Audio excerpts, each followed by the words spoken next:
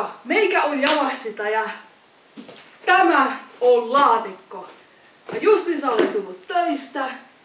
Kävin postin kautta, olen hyvin kuuma ja hikinen, koska ulkona on hemmetin lämmin. Ja no, teitä ei nyt kiinnosta, mutta kuitenkin tässä on laatikko. Ja tässä on tappuväline. Ja nyt mä avaan tämän laatikon. Ja te saatte miettiä, mitä tää laatikossa mahdollisesti on. Tää on tän kokoinen, mutta tää on aika kevyt. Tätä voi heitellä näin. Ja mä tilasin tämän joku aika sitten. Mä tiedän ihan täsmälleen mitä täällä on. Mä oon tätä jonkin aikaa nyt tässä odottanut. Ja tää on hyvin äskettäin postitettu, että me pitäisi mennä tosta auki. Mitäs täältä laatikosta auki ja revitään kaikki irti. Noin. Siinä on päällä joku pahvikappale. Tässä on joku urulta viesti. Kyllä tämä on Urumista tilattu.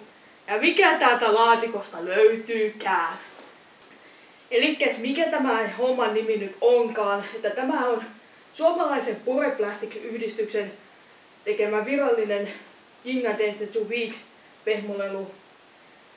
Niitä on yhteensä 8. Nyt ensimmäinen 2 pehmon pari julkaistiin tässä. Eli mä oon nyt ensimmäistä joukossa, joille tää on postitettu. Mä tein oman tilaukseni joku aika sitten. Tämä on siis weed-pehmo. Tää väri on oikein loistava mun mielestä. Hyvä, ettei se oo sininen, koska sininen on vaan kamala koiralla. Vaan ihan tämmönen luonnollisen harmaa. Tää nenä on ihan vikuralla. Tää jalat on ihan vinksi vonksi, että tää ei pysy pystyssä. Hän on tämmönen vähän humalainen sellainen.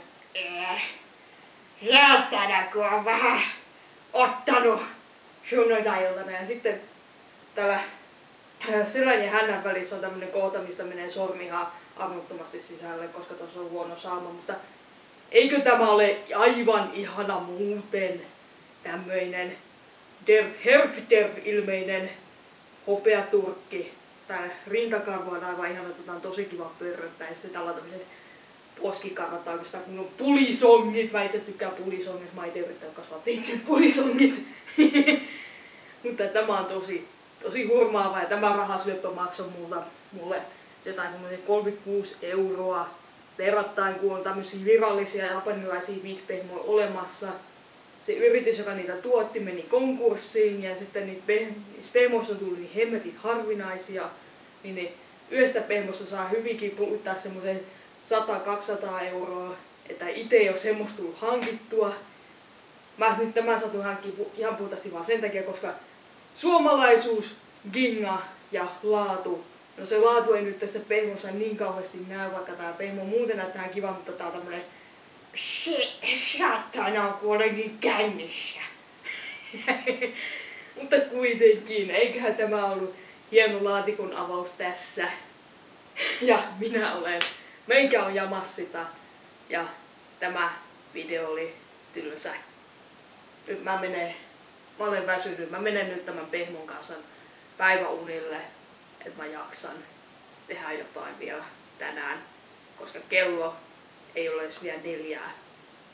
Hyvää yötä tai päivää. Mitä viidä?